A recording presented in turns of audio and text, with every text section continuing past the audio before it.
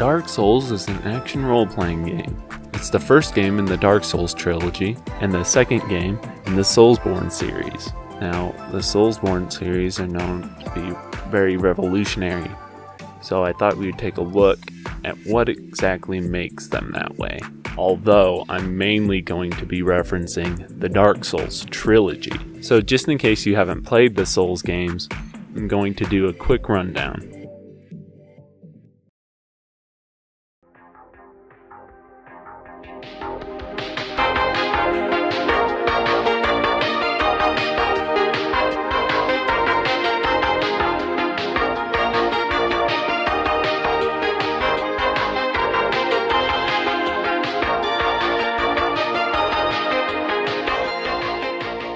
The games are about killing bosses and enemies to collect souls or blood echoes.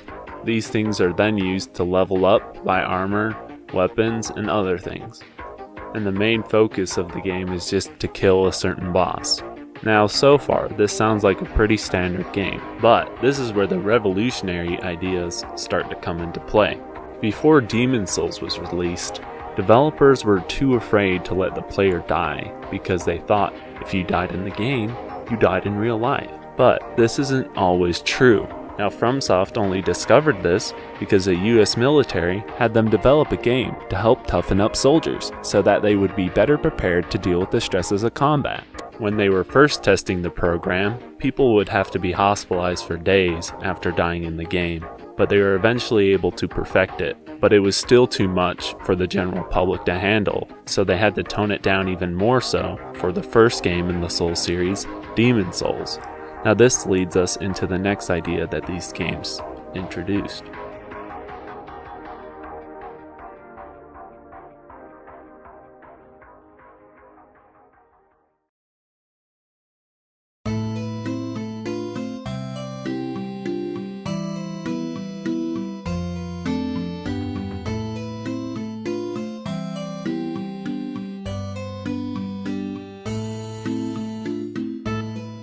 Soulsborne games have often been described as difficult but fair. The game never forces you to take damage or to die. All damage is avoidable if you're really good at the game, because the game warns you beforehand. And there's a great example in Dark Souls 2 when, in one of the opening cutscenes, this old person warns you about how you're gonna die. A lot. And so it's your fault whenever you die. Later in the game, you're told that this part is going to be more difficult if you haven't defeated certain bosses yet. So that also puts the blame on you. Now, a way that Dark Souls ups its difficulty in comparison to other games is by having fluid dynamics. In most games, there isn't air. Like, you just don't have to program it in. It's just assume that there's air.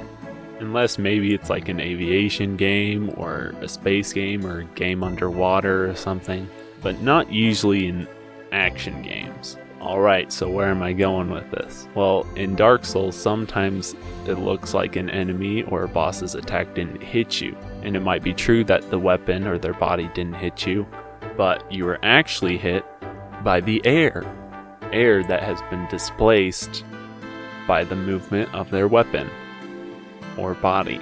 It's like when a jet flies really fast right next to a tree and then the tree moves. But the games take a bit of liberty and make it do more damage than it would do in real life. But they compensate for this by allowing the player to dodge it and making it so that it doesn't happen very frequently. But overall, it adds a unique way of playing that most other games don't have.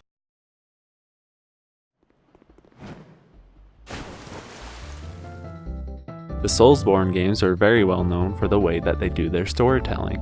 Very little of it is told through cutscenes, and in fact, most of the cutscenes are just boss introductions. The primary way that the story is told is through gameplay, but to get my point across, I'm gonna have to briefly talk about combat for a second, so bear with me. The main moves in combat are a light attack, heavy attack, block, parry, and backstab.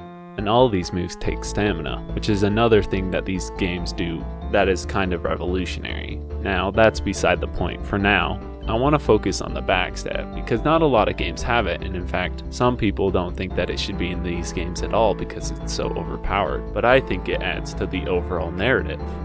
The game encourages the backstab because it's so good to use, which makes it all the more likely that while playing the game that you'll both literally and metaphorically backstab somebody. Now, there's some other things I could talk about, like the unique bosses and swords, but I'll probably put those in another video.